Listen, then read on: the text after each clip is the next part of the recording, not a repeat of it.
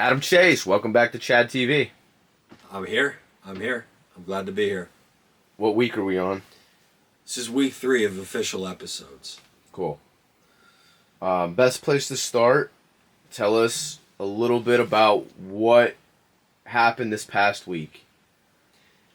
So my mind is a blur. I did have a lot of fun this weekend. A very close friend of mine from high school ended up getting married, and it was a big reunion with a lot of old friends, so we had a blast. I'm very happy for him and his wife and his family.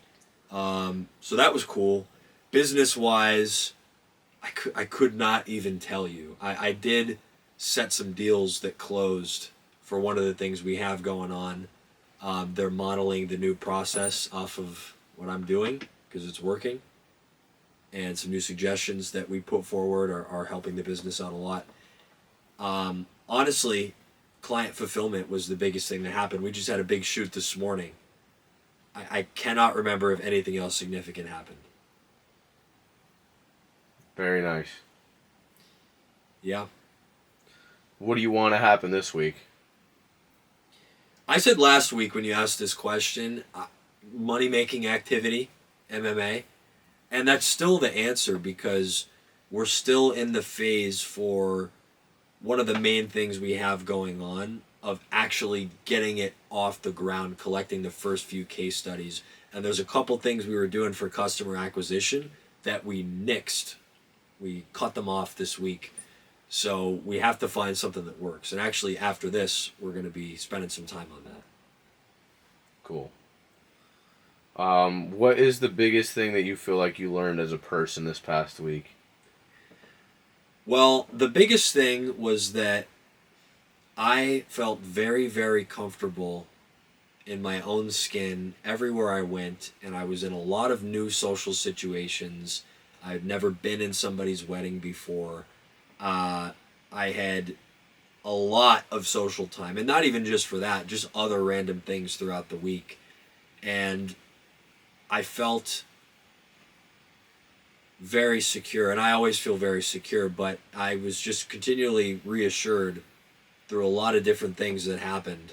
Very small interpersonal interactions, and I felt very good about myself and about what I'm doing and how I spend my time.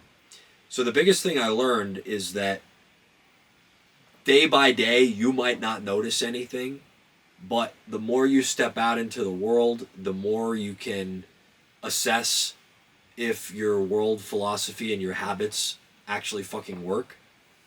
And I feel that I'm very effective, and I'm just continuing to refine that process.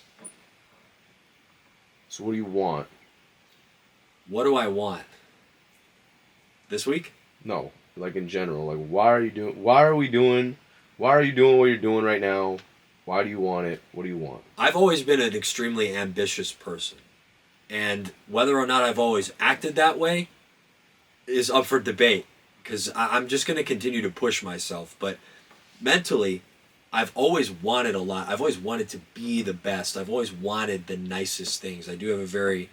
I have high standards for pretty much anything. You got those white pants on. Yeah, these definitely help me. These definitely help me walking around. It gives me a little bit of swagger boost. I feel like I've always been a very ambitious person, and I'm not shy about that. So I just want to push the envelope for excellence in any area of my life as far as I can. And I'll follow that up with my biggest weakness, which I can self-identify, up to this point has been inconsistency, and then trying to overcompensate for being inconsistent with sporadically taking on and multitasking, right? So I feel that ambitious people who have a lot of energy and who don't stop working, the way that someone like myself would fuck up is by trying to tackle too many things at once, spreading my energy too thin, as opposed to somebody with a different temperament might stop and start a lot. I feel that that's really been my biggest weakness up to this point. So just course correcting for that and getting to know myself more What I want is excellence in all areas of life, and my goal is to continue to balance the juggling act of doing multiple things at once. Because truthfully, you can't do it all at once, but you can put some things on maintenance while you prioritize other things. So that's the balancing act that I do. What's the one thing that you feel like you need to improve on right now, like this week? Like, what's the one area where you feel like you're fucking up right now that you'd like to fix immediately? Clearly defining exactly where to input my time, because I'm in full control of my own schedule pretty much 24/7. So it becomes difficult without really being rigid of like what is important now. I find myself multitasking a lot and bouncing from one thing to the next, and it is productive because if I put my phone away, I have no distractions, and I sit there for 4 hours. Work is getting done the whole time, and things get done. But I feel as if I were to time block more, and I could better get through those tasks by taking them one at a time as opposed to juggling 2 or 3 at a time. The same amount of work might still get done, but I actually don't believe that, because the less scatterbrained I am, the more I can focus on what task actually matters and then double down on that. So that would be it. What's the one thing that you'd like people to know about you that they might not know?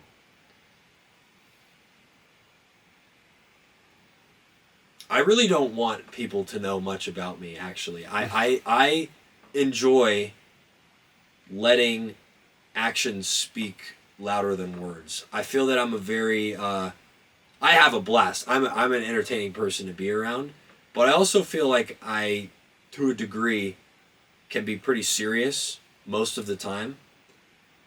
And I think that I like to keep things to myself.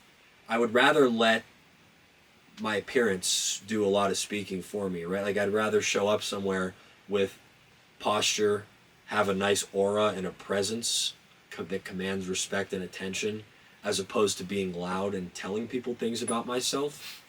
I would rather just let my aura, my appearance, my physique, the look in my eye, the intangible things, not to look good, but just to be like, this guy respects himself and he would be a dangerous opponent in many things. A feared opponent in many endeavors, as they say. So that's what I would like. What's on the menu for the week? Good question. So... Like, no, like, what are you eating? No, I'm serious. Yeah, well, I know why you asked that, because I've been on a kick of eating bison meat every day. I go to the grocery store, I walk out with the entire rack of fucking ground bison. So, a lot of ground bison. Rice cakes, cucumbers, bananas, apples, maybe some Haagen-Dazs, no seed oils. We'll see. Is there anything left that you want to talk about that we haven't spoke on yet this week? I'll tell you one thing that's coming to mind. I'll share this so they can actually hear it. We keep forgetting to wear the lapel mic. We were going to do that, but last week when I edited the audio, it wasn't necessary. Oh, okay. So I decided not against it this week. So what's the one thing that you want to leave this with? If this is the last time that you do this, because it could be, because we never know. What's the one last thing that you'd like to say?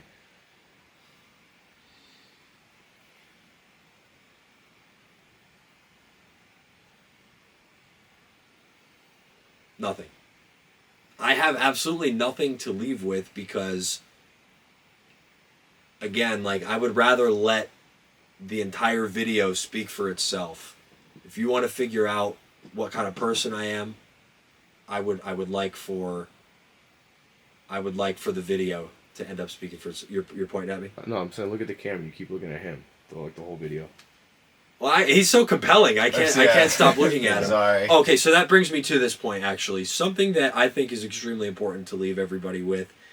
Camera presence needs to be practiced in the modern world. If you have any ambition of being compelling, commanding attention, leading people, media and multimedia production absolutely is the present. It's not the future, it's the present. Okay?